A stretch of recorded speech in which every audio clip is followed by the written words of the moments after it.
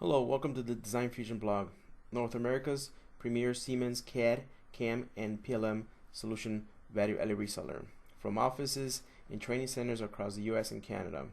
My name is Manny Marquez. I am Solid Edge CAD application specialist at Design Fusion. So today we're going to talk about reverse engineering a turbocharger turbine wheel. Before we get started, let's talk about what is a turbine wheel.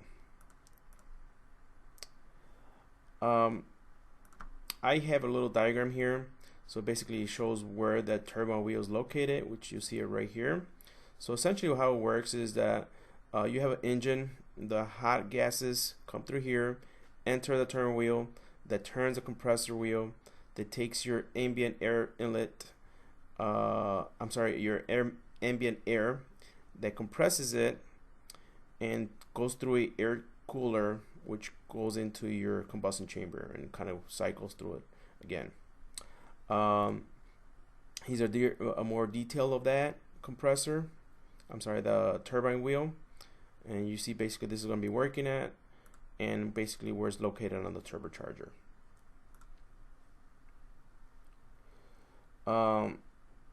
So the scenario is that we're going to design a new turbine from existing scan data, and we're going to be basically only using the blades. So we have the scan data here, and we're going to use the blade surfaces to create a new turbine wheel. Alright, so we go ahead and go into the solid edge here. Alright, so here we have the scan data here, which basically was a STL file. So the first thing I like to do is kind of review it over and just kind of point out certain things. Obviously you can see there's some areas that there's nothing there, but like I stated earlier, the only concern I have is basically working with this blade here, which you can see there's a lot of surface that I could work with. So before I do that, I'm gonna go ahead and go into my reverse engineer tab and delete some of these other information that I really don't need.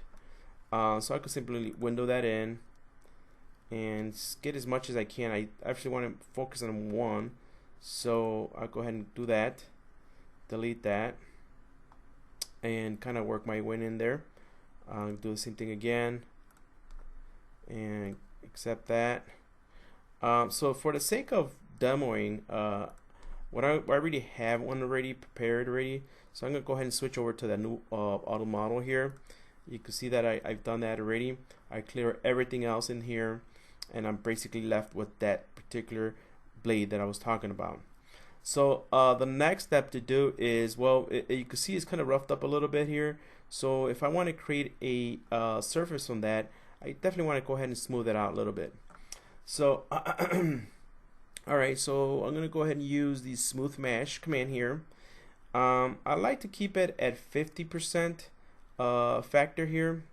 I don't want to deviate too much from that original location for each facet.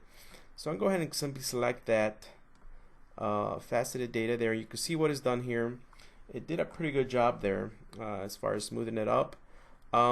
In some cases, I like to go ahead and use the geometry inspector.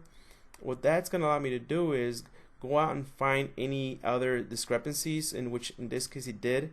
You can see that right there, I found two faults here. So all I need to go back and click on that part right here, and then click on the heel body faults. So it does that. You can see a slightly change over here in this area here. There it is. At that point I'm good there.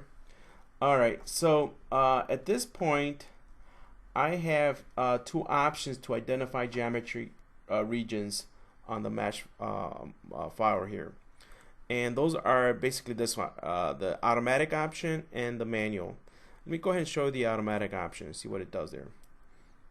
So you see what it did here. It went in there and identified the regions of the mesh data here, which is great. But this is a really complex blade here that's got complex geometry, which is probably not the ideal, at least in my opinion, for this particular scan data here. I tried this a couple of times, and I worked with the manual method here, and it gave me the best results there. So that's what I'm going to use. I'm going to use the manual method here. So the way I would do that, I would go ahead and start and also use the paintbrush. So I will go ahead and start literally selecting the boundary that I want to work with and kind of work my way in here. There it is right there. There. And kind of, I could come back in here and fill these up, these holes in here, but it's still good. I should be able to extract good data from here and go my work in here. I definitely don't want to be in this area here because, like I said, this area here is for my my new design, so I don't want to go out there. So I'm going to stay within this area. I don't want to taper it out, and you'll see in a minute once I extract and create the model from that, the results that I want to get. So I'm kind of work my way in here until I get the overall perimeter of that. And at this point, I'm going to go ahead and zoom out because then my brush gets a little bigger, which gives me a lot better area to work with now. You can see that's doing that right there. And there you go. Go ahead and now zoom a little closer to get those right here.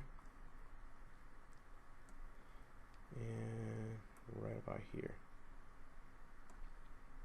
And again, like I said earlier, I like this better. It's a little more time consuming, but I am going to get all this surface area that I want to extract my surface from. So I'll go ahead and accept that. And once it accepts this, you can see that it basically indicated me the region that I want to work with. So the next step to do is I want to go ahead and create a surface from that. So I'm going to go ahead and use this command here. And I'm going to use the bleed spline option here.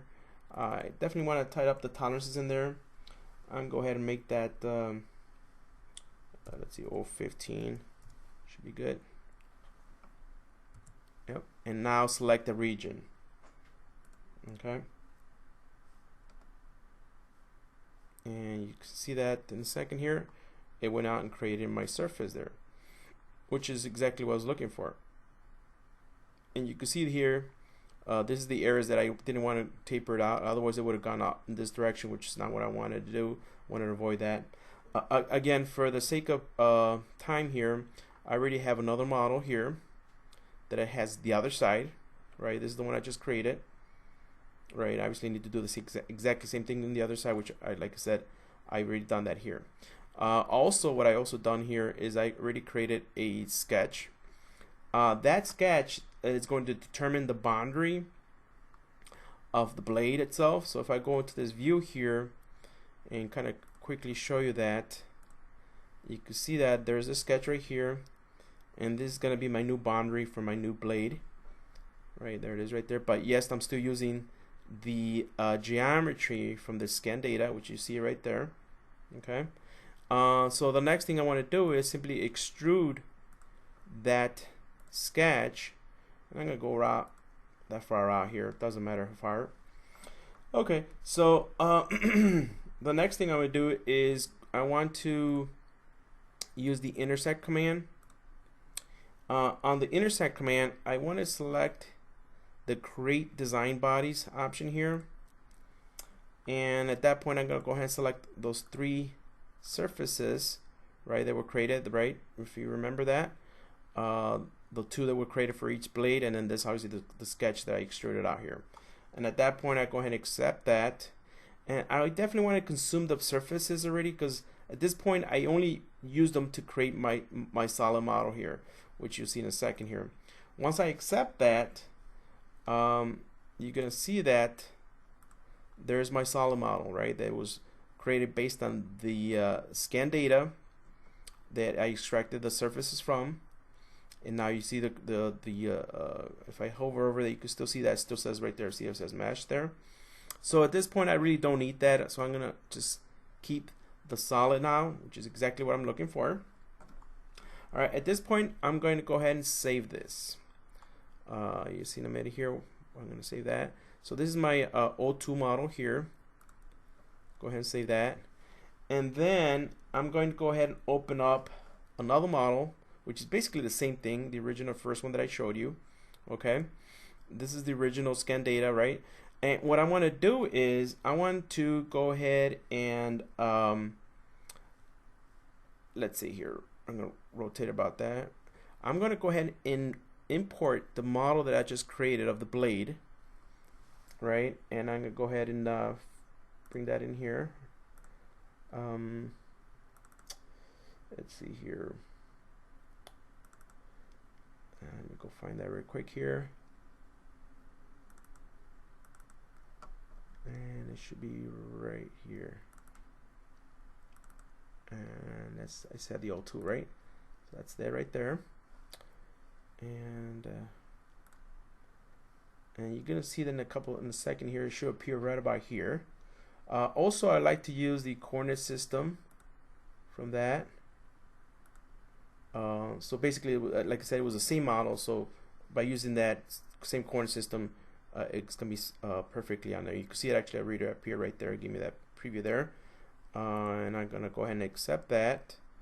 That's pretty much it. Say OK and finish. All right, so there's the blade here that I just created. All right, and that was using this other model right here. Okay, so now that I have that, I still like to go and do some more what do you call it? Apply some more surfaces here. But before I do that, let me just kind of quickly show you that. Look at this. This is pretty cool, right? You can see this is obviously the scan data here. It's overlaying on top of the solid model that was created, and you can see it did a pretty good job as far as okay. All right, so what I also like to do is come back and actually smooth some of these surfaces in here. So go back to my tab here. I want to go ahead and smooth that out and select those. Okay, and you can see that it's nice and smooth now. Do the same thing with the other one. Okay, if you remember earlier, I used these tools here to kind of extract the regions from the scan data here. I could also do that also with the actual scan data as well. So if I click here, but this time instead of selecting the B-spline, I'm going to simply select cylinder and select that cylinder right there. You see that placed it right in there. I'm going to do the same thing with that one right there, and you can see that placed it right in there. Okay. Okay, so the next thing I like to do is I want to come back. For the time being, I'm going to hide these other surfaces here, and I can go ahead and just hover the scan data here, which is this one right here. And which one is it? That one. Hide that. So I'm basically left with just the surfaces that I just extracted from the faceted data. Okay, so now I want to go ahead and let's say I want to bound these, because eventually what I want to do is create a solid out of this as well. So I'll go here, bound that as well. Okay, and I'm gonna do the same thing right here, right? But I'm gonna hide the last one here, because what I like to do is I want to go ahead and use the intersect command here, and this time I'm going to use the manual method right here. I'm going to come back and select those right there, the surfaces, and which allows me to select that one, and that would to basically trim itself out. You see that? That's exactly what I'm looking for. Okay, and then I'm going to turn back this one on again. So basically there's nothing inside there. Alright, so the next thing is I would like to go ahead and turn on my new shaft design here, which is I already had that already. Okay, so you can see that if I put this on this view right here, remember earlier I said that when I created the blade here from the scan data, I went out a little far out here, a little bit too far out inside, because this new design is going to be consumed there, so it wouldn't matter. So at this point I'm going to go ahead and revolve this sketch here, and go ahead and select the single here, actually chain, and select that as the axis there. You can see that's giving me, I want to go ahead and make that 360 degrees. Alright, and turn off the sketches there. Okay, so now that I have that, I'd like to go in and show you quite a little bit of what does, I could come back and modify that because it is synchronous, right? I could come back and actually I want to bring this up to the edge of this right here. So I'm gonna grab that and slightly move it over here and wait until I get the indication there. Perfect. I could come back and maybe tweak this a little bit too. Maybe I could come back and say, well, maybe if I go slightly a little bit down because that's gonna be based on my new design. I want that right there. All right. And then the next thing I like to do is, well, I want to go ahead and apply around here and click on that edge there. And I want that to be 1.75. I think that's the 1.75. There we go. And go to the other side here. Perfect. Okay, so now that I've done that, obviously, like I stated earlier, I was only concerned about this particular blade. The next step is obviously to go ahead and mirror it over. So I'll go ahead and select that feature here, and I'm going to select, obviously I want to include the rounds that I just created there, and simply just go to my command here and select an edge there, and I definitely want to make that a 12. Accept that. Perfect. Okay. All right, we're not done yet. I still need to come back and select, or actually convert these surfaces that I created earlier into a solid. So before I do that, I need to go back to my reverse engineer tab here, select the intersect here, and I want to select and create design bodies from that again.